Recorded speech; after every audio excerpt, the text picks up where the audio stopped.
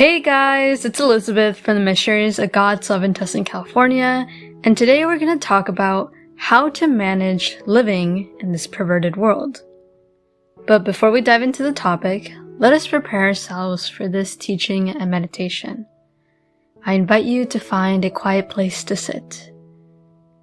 Strain your back, relax your shoulders and neck, and take a deep breath in.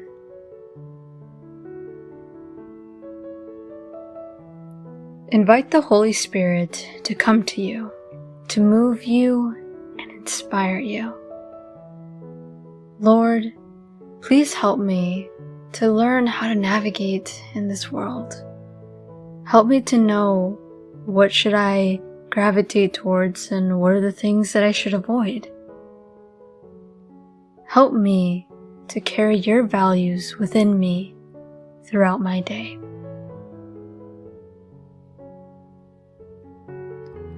Okay, so I know the title might sound a little bit of an exaggeration, but really, there's a lot of truth to it.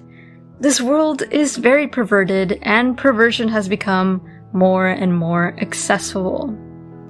Now, people can easily access inappropriate sites on their phones or tablets or computers, or they don't even need to go to a site.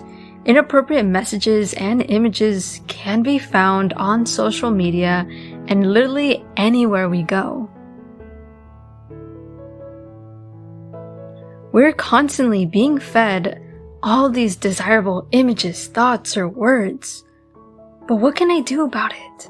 How can I know that this is a part of my life?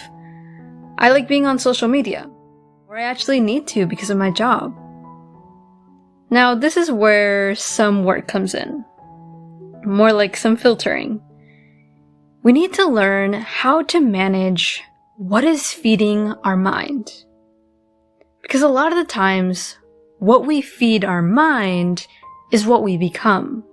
So whatever thought is going in your head, for example, if I think of myself in a really negative way, that I'm such a bad person and that nobody likes me, well, guess what? That is what I'm going to be receiving. People aren't going to really pay attention to me, and people might actually just not even care and maybe even not even like me.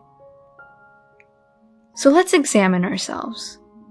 Is there any idea that frequently appears in my head? What kind of thoughts do I have in my head? What do my eyes look when I'm on social media? Or on a website? Or when I'm driving around? Do I purposely fill my mind with bad ideas? And how do I deal with the ideas or images that are roaming in my head? If you notice yourself gravitating towards negative thoughts or inappropriate thoughts or images, you may ask, what should I do? I can't seem to stop. Recommendations can be found from St. Paul when he was writing in prison, as he wrote Philippians 4:8, which reads, "Finally, brothers and sisters, whatever is true, whatever is noble, whatever is right, whatever is pure, whatever is lovely, whatever is admirable, if anything is excellent or praiseworthy, think about such things." St. Paul's advice and example encourages us that even if we're imprisoned by our bad thoughts and all this perversion around us, there's still a little window or a way out. He reminds us that we just need to focus on noble, pure, right, lovely, admirable, and praiseworthy things. And I don't know about you, but the first thing that comes into my mind is God. Because He is the only one who has all of the qualities all at once. So one way we can navigate this perverted world is by focusing on God. Stop yourself from gravitating pleasurable thoughts or negative thoughts that are associated with fear, anxiety, and worry. Or focus on other things such as family members, friends, people you love, the nature around you, or even healthy activities that bring you joy.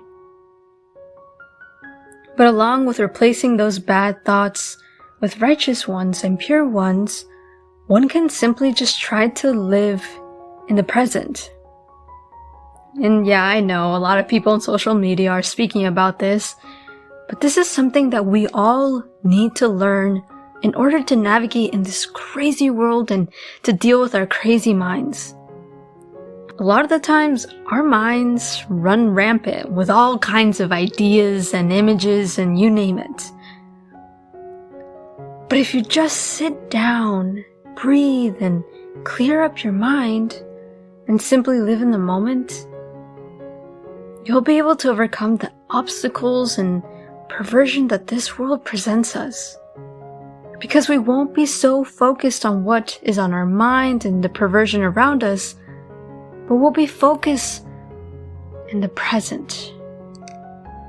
We will be able to overcome the obstacles that the world presents us because we won't be so focused on what is in our mind, but more like what is in our present. And by focusing in the present, I highly encourage you to focus on those pure, righteous, admirable things that the world has. And then we just end up thinking that those bad ideas and what's going on in my head is actually who I am. Because in reality, we aren't only one part of our body. We aren't only that one part, which is the brain. I can't say that I'm only my hand or my foot. There's a lot of other things that makes us who we are.